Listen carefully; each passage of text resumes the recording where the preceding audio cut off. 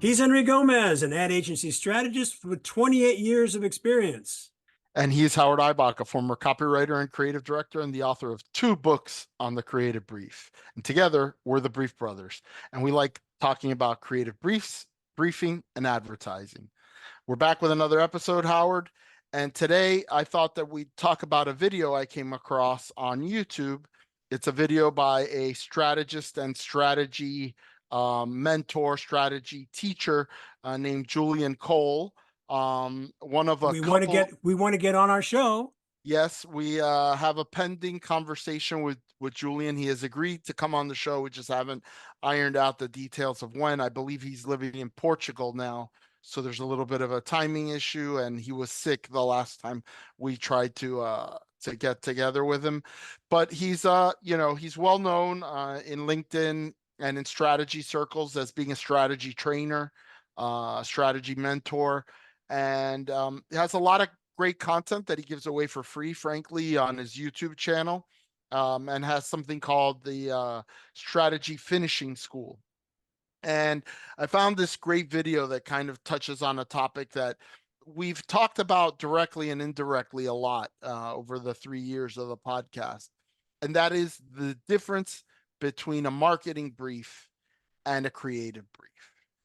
And I think in 5 minutes, he basically, calls it out. And so we're going to spend 15 minutes talking about what Julian was able to properly dissect in 5 minutes. But I think we have the luxury of like batting back and forth a little bit and also going a little bit in depth.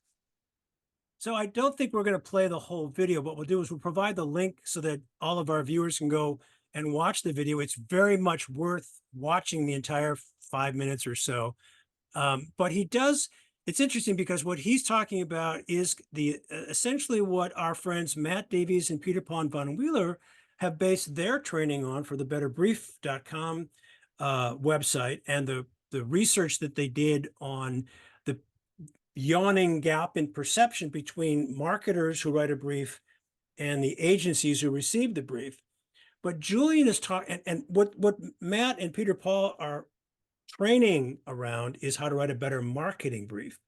And what Julian is saying is, well, there is the marketing brief and there's the creative brief.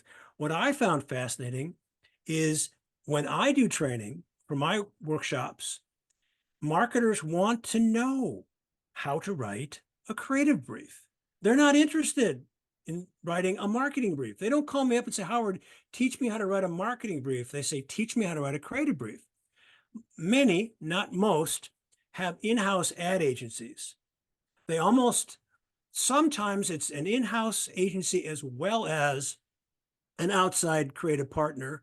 Sometimes it's just an outside creative department. Sometimes it's not an in-house agency, it's just a creative department. So I get a big mix. Nevertheless, they're saying, teach me how to write a creative brief.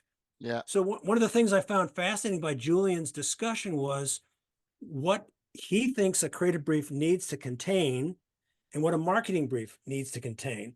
So I'll let you, because you watched it just recently. Why don't you just do a quick synopsis of what he thinks goes into each one? Sure, I'm going to do that. But first, I want to address. I think you're right. I think your workshop clients have a range of arrangements, right? Some of them might be writing creative briefs. They don't have an agency, but they have freelancers that do work for them, or they have an agency, but it's a small agency that doesn't necessarily have a strategy department.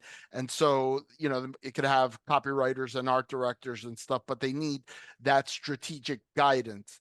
Others, as you say, might have an in-house agency and the client himself is basically the strategist. For other clients, if clients have a full service agency that has a strategist working on them, I think there's still a benefit to taking one of your workshops, which is by knowing how to write a good creative brief, you can also evaluate a creative brief and understand the challenges of writing a creative brief. Now, what Julian calls out in his video, and it's really 2 things. One is who is the audience of the brief that we're talking about, and from whose point of view is the brief written. So the marketing brief, the audience is not the creatives within the ad agency. Right. He talks about the finance department, internal stakeholders. He talks about the ad agency, but not necessarily the creatives within the ad agency. So when he says the ad agency, the audience is typically the account team and the strategists, who are then going to take that input and generate a creative brief along with other input. Okay. And so the creative briefs audience is really only one. And those are the creatives who are actually going to ideate and come up with the advertising ideas. Right. And so two different audiences that require two different amount types of and quantities of information. If you're trying to get money from the finance department to fund a multi-million dollar marketing campaign, you're going to have business projections. You're going to have a lot of talk about pricing strategy. You're going to, all of these things that are not relevant at all to advertising agency creatives or creatives who are producing the end advertising. As Julian mentions, the marketing brief really relates to all of the 4 Ps. The creative brief really refers only to the advertising part of the promotion P in marketing. So it's a lot narrower. The other thing that he talks about is the point of view. The point of view for a marketing brief is the company's point of view. These Right. are our competitors. This is what's going on in the marketplace. This is how much growth we'd like to achieve. The point of view of But also the customer. It's the customer is still part of that. it's in there, but it's not It's not as the primary precise. focus. It's not as precise and narrow, right? Mhm. The creative brief really focuses on what are it is for the company, but it's what's stopping these consumers from doing what we want them to do. Right. And so and how can communication help to alleviate this problem? Okay. Right. Because there's things we can do with regard to pricing and distribution or whatever. But in the specific case of the creative brief, it's like, okay, this is what is the message that we need to, what do we need to convince them of? And so it takes more into account like uh consumer research, creating that target description that lets you understand really what the problem is, what the barrier between the product or the brand and the consumer is. And so it's a lot more focused. Now in the video, he and I'm pretty sure that for him this is an exercise like we do, like from outside trying to determine what was going on inside. And he gives an example of what a, like some bullet points on what a marketing brief for Adidas might be. And then what the creative brief for a specific piece of work, which she shows in the video, um, might have been, and how these two briefs both answer could conceivably be for this project, but the one came before, right? The marketing brief comes before. He also talks about that. You hit your marketing brief first, and then in that marketing brief you realize that you need advertising, and then you write your creative brief. So all in all, I think it's a very informative video. I think it's the reminder to clients is your internal brief tends to be, regardless of what you call it, tends to be of the marketing variety. Yeah. And the agency brief that they write internally is a creative brief that's intended for creatives that's gonna, by definition, have a lot less stuff in it. I would say that there are a couple of things that what made me smile when I was listening to what Julian was saying. I would see if I can, I've got a little checklist in my head, but if I could summarize his point, the marketing brief is about facts. The creative brief is about feelings. Now there's more to it than just that. But if I were to try to summarize it as simply as I could, that would be one way to describe it. I love the fact that he said that the creative brief or the creatives is from the point of view of the customer.